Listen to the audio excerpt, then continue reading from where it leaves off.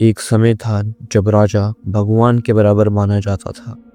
लेकिन जब लोग जागते हैं तो ताकत का बैलेंस बदल जाता है। सोचो, एक ऐसी दुनिया जहां एक आदमी की कपड़ों से पता चलता हो कि उसका स्टेटस क्या है, जहां जन्म के हिसाब से तय होता हो उस इंसान का दर्जा। और फिर उस दुनिया में आता है एक ऐसा तूफान जो पूरे सिस्टम को ही जड़ से हिला देता है। ये कहानी है फ्रेंच रेवोल्यूशन की, एक ऐसी क्रांति जो न सिर्फ फ्रांस बल्कि पूरी दुनिया के पॉलिटिकल और सोशल स्ट्रक्चर को ही रिडिफाइन कर देती है। इस वीडियो में हम एक्सप्लोर करेंगे वो पिवटल मूवमेंट्स जो इस रेवोल्यूशन के बैकबोन थे। हर पॉइंट में इतनी गहराई तक घुसेंगे कि समझ में आ जाए ये सिर्फ इवेंट नहीं था, एक थॉट प्रोसेस, एक इमोशनल आउटबर्स्ट, एक फिलोसॉफिकल मूवमेंट था। एक ऐसी घटना जिसने दुनिया की सोचने का तरीका बदल दिया, जहां राजा का सर जमीन पर था और आवाम ने अपना हक मांगा। जैसे एरिक हाउसबोम कहते हैं, The French Revolution is the mother of all revolutions. It gave the world its first taste of popular sovereignty and the modern ideas of equality. आइए जानते हैं इस वीडियो में इस क्रांति की असली कहानी को।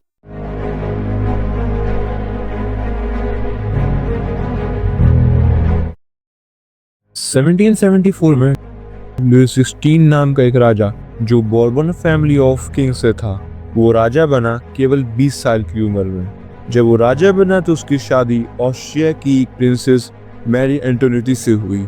उस टाइम पर यह माना जाता था कि राजाओं को भगवान ने चुना है राजा बनने के लिए, और इसी चीज को the doctrine of divine rights of Kings भी कहा जाता था। और इसी वजह से किसी भी किंग की कोई अकाउंटेबिलिटी नहीं होती थी। ये तो थी किंग के बारे में बातें। अब बढ़ते हैं अपने पहले पॉइंट की तरफ, financial crisis and estate general संकट का जन्म। फ्रांस 1780s में एक बहुत ही सिवियर फाइनेंशियल क्राइसिस से गुजरा। इस क्राइसिस के तीन मेन सोर्स थे: वॉर डेब्ट, royal extravagance and tax system. War डेब्ट, 7 Years वॉर और अमेरिकन रेवोल्यूशन में फ्रांस ने ब्रिटिश से बदला लेने के लिए करोड़ों खर्च किए। रॉयल एक्सट्रावेगेंस, लुई 16 और उसकी वाइफ का palace life, Versailles expenses, gold plated walls और हर रोज की महंगी parties. Tax system, first state clergy और सेकंड स्टेट नोबल्स के पास वेल्थ तो बहुत थी, लेकिन वो टैक्स नहीं भरते थे। सारी रिस्पॉन्सिबिलिटी थर्ड स्टेट की थी, यानी कॉमन पीपल, प्रीजनर्स, आर्टिशंस पे। उस टाइम के दो मेजर टैक्स थे, टैक्स एंड टेक। तो इसमें 1/10 of total produce of earning church को देनी होती थी और टेल में अर्निंग डायर स्टेट को देनी होती थी, और ये दोनों ही थर्ड स्टेट के लोग भरते थे। गरीब लोग भूखे मर रहे थे और अमीर लोग मजे की जिंदगी जी रहे थे। 1715 में फ्रांस की पॉपुलेशन 23 मिलियन थी, जो अचानक 28 मिलियन तक पहुंच गई 1789 तक। इस इंक्रीज ने फूड ग्रेन की डिमांड को बहुत बढ़ा दिया। इसकी वजह से ब्रेड, जो वहाँ की स्टेबल डाइट थी, उसकी डिमांड भी बहुत तेजी से बढ़ी। इसी रीजन से फ्रांस में basic need of livelihood integrate होती शुरू हुई, यानी सब्सिस्टेंस क्राइसिस। लुई 16 ने जब देखा कि ट्रेजरी खाली है तो 1789 में बुलाई एस्टेट जनरल्स, जहां 3 एस्टेट वोट करते थे, लेकिन ये सिस्टम अनफेयर था। हर स्टेट के पास 1 वोट था, मतलब क्लर्गी और नोबल्स हमेशा जीतते थे। जॉन लॉक ने अपनी किताब टू ट्रीटीज ऑफ गवर्नमेंट में डॉक्ट्रिन ऑफ डिवाइन राइट्स और एब्सोल्यूट राइट्स ऑफ मोनार्क को इनकरेक्ट ठहराया। मॉन्टेस्क्यू ने अपनी किताब द स्पिरिट ऑफ लॉज में डिवीजन ऑफ पावर के बारे में बताया।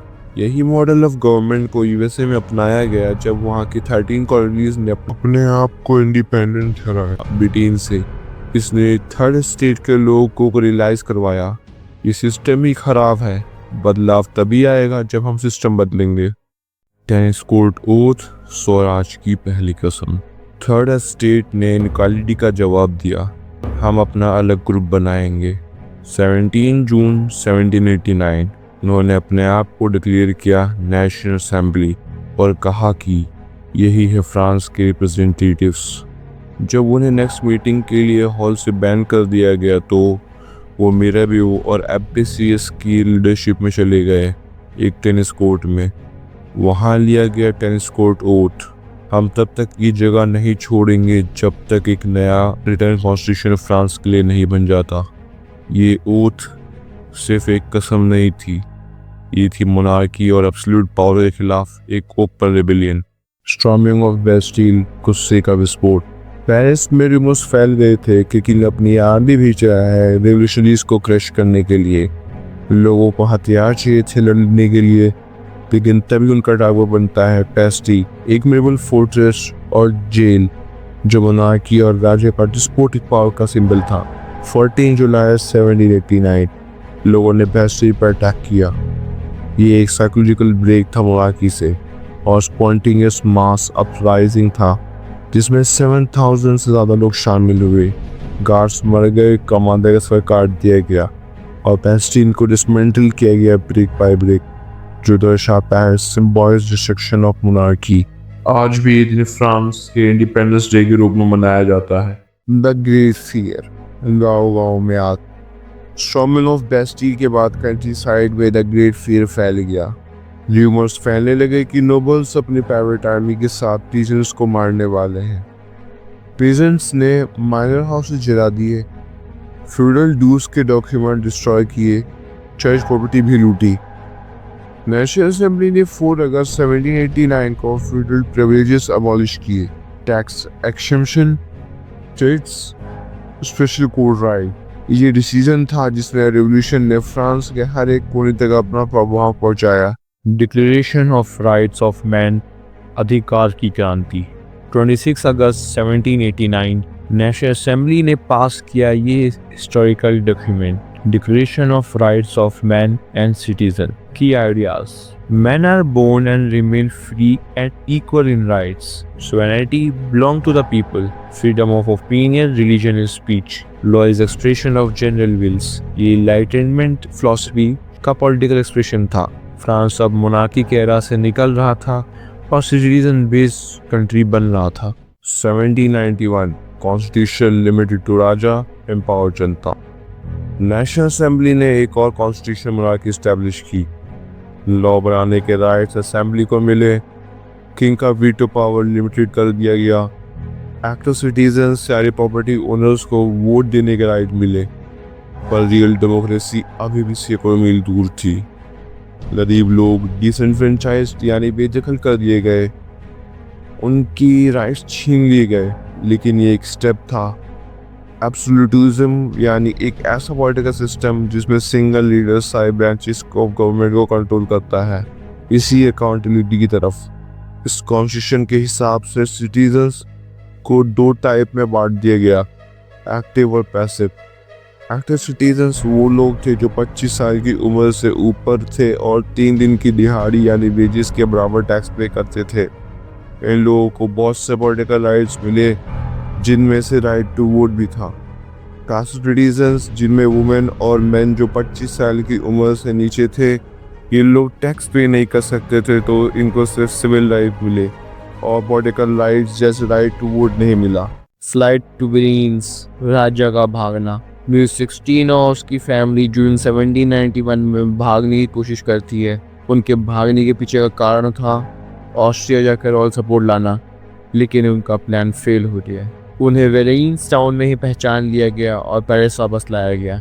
ये इंसिडेंट दो के लिए अल्टीमेट बिट्रेयल था। अब तक जो लोग लुई 16 को राजा मानते थे, अब वो उनका एनिमी बन गया। अबॉलिशन ऑफ मोनार्की, राजा का पतन। फ्रांस में सिचुएशन काफ़ी टेंस थी कुछ सालों तक। लुई 16 ने कॉन्स्टिट्यूशन तो साइन कर दिया था, लेकिन चुपके से प्रूशिया के किंग के साथ बातचीत कर रहा था। दूसरे यूरोपियन रूलर्स भी फ्रांस की रेवोल्यूशन से डरे हुए थे और वहाँ के हालात को कंट्रोल करने के लिए आर्मी भेजने का प्लान बना रहे थे। लेकिन उससे पहले ही अप्रैल 1792 में नेशनल असेंबली ने प्रूशिया और ऑस्ट्रिया के खिलाफ वॉर डिक्लेयर कर दी। हज़ारों वॉलंटियर्स फ्रांस की प्रोविंस से आर्मी ज्वाइन करने के लिए आ गए। उनके लिए ये सिर्फ वॉर नहीं थी, ये एक पीपल्स वॉर थी, किंग और एरिस्टोक्रेसीज के खिलाफ पूरे यूरोप के अंदर। इस दौरान एक पेट्रियोटिक सॉन्ग ला मर्सेस पॉपुलर हुआ, जो पोएट रोबर्ट डी लाइसले ने लिखा था। सबसे पहली बार ये सॉन्ग मर्सेस से आए हुए वॉलंटियर्स ने गाया था पेरिस मार्च के दौरान, इसलिए सॉन्ग का नाम मर्सेस पड़ा। आज ये सॉन्ग फ्रांस का नेशनल एंथम भी है। इन दिनों पॉलिटिकल क्लब एक इम्पॉर्टेंट रिलिंग पॉइंट बन गए थे।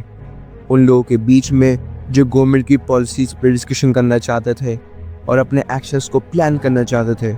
इन सब क्लब्स में सबसे सक्सेसफुल नाम कहीं ना कहीं जैकोबिन्स का था, जिसका नाम पेरिस के एक पुराने सेंट जैकोब कन्वेंट के नाम पर पड़ा था।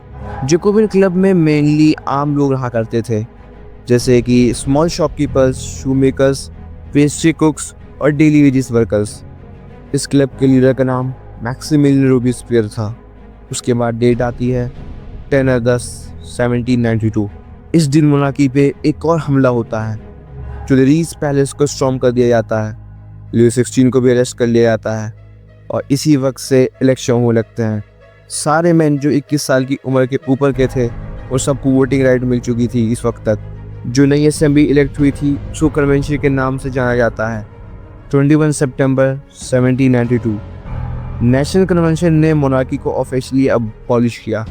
इस वक्त फ्रांस बन चुकी थी फर्स्ट फ्रेंच रिपब्लिक। 21 जनवरी 1793 लुई 16 को गिलोटीन पे एग्जीक्यूट किया जाता है। लुई 16 के ऊपर ट्रेशन का आरोप था, यानी अपनी कंट्री के साथ बिट्रे करना। ये था final break from the old regime. लोगों ने डिसाइड किया कि अब कोई भी जन्म के हिसाब से हुकूमत नहीं करेगा। रेन ऑफ टेरर, आज़ादी की कीमत। 1793 से 1794 का टाइम पीरियड फ्रांस में रेन ऑफ टेरर के नाम से जाना जाता है। इस टाइम पे रोबेस्पियर ने एक्सट्रीम कंट्रोल और पनिशमेंट की पॉलिसीज फॉलो की। जो भी उसकी नज़र में रिपब्लिक का एनिमी था, चाहे वो एक्स नोबल हो, क्लर्गी हो, दूसरे पॉलिटिकल पार्टी के मेंबर्स या उसकी खुद की पार्टी के लोग क्यों ना हो, उन सबको अरेस्ट करके जेल में डाल दिया जाता था। उनका ट्रायल रेवोल्यूशनरी ट्राइब्यूनल में होता था और अगर ट्राइब्यूनल में गिल्टी प्रूव हुए तो उनका सर गिलोटीन से काट दिया जाता था।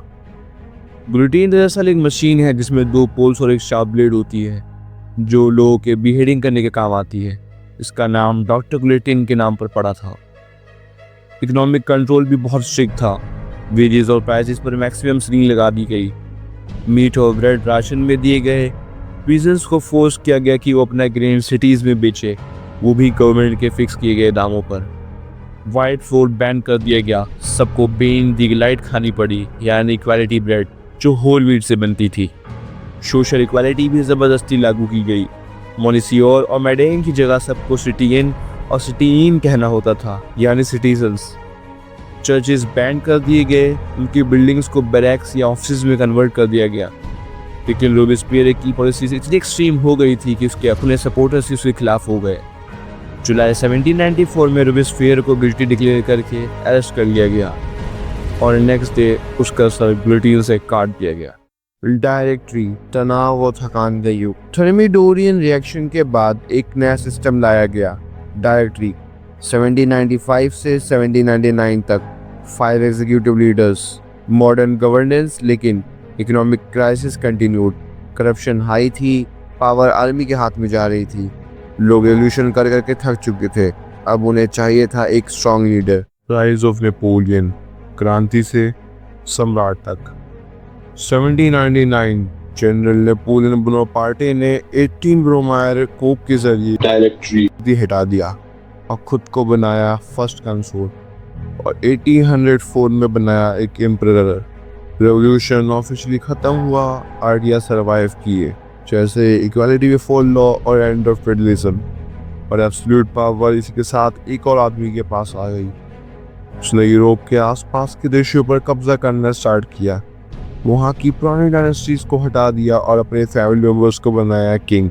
नेपोलियन अपने आप को यूरोप का मॉडर्नाइजर मानता था। उसने कुछ इंपॉर्टेंट रिफॉर्म्स लाए, जैसे प्राइवेट प्रॉपर्टी की प्रोटेक्शन, वेट्स और मेजर्स का एक यूनिफॉर्म सिस्टम जो डेसिमल सिस्टम पे बेस्ड था। शुरुआत में लोग नेपोलियन को एक लिबरेटर मानते थे, लेकिन धीरे धीरे उसकी आर्मीज हर जगह इन्वेडिंग फोर्सेस की तरह काम करने लगी। 1815 में नेपोलियन की हार वॉटरलू की बैटल में हुई, जिसमें उसका रूल फाइनली खत्म हुआ। लेकिन उसके लाए कई रिफॉर्म्स जैसे लिबर्टी, मॉडर्न लॉज और इक्वालिटी वाले रेवोल्यूशनरी आइडियाज यूरोप के कई पार्ट्स में लॉन्ग टर्म इम्पैक्ट छोड़ गए। एक राजा भाग गया, एक किला गिर गया और एक नई सोच ने जन्म लिया कि सत्ता सिर्फ जन्म से नहीं, जनता के भरोसे से मिलती है।